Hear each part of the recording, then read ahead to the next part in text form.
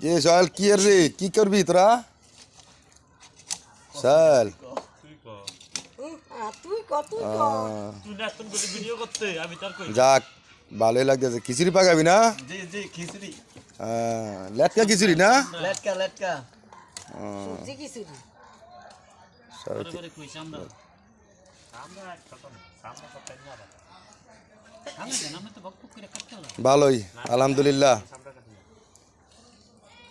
খিচুড়ি দাওয়াত দিলি না তার আমারে এলাকার শহরে দাওয়াত দিছেন নি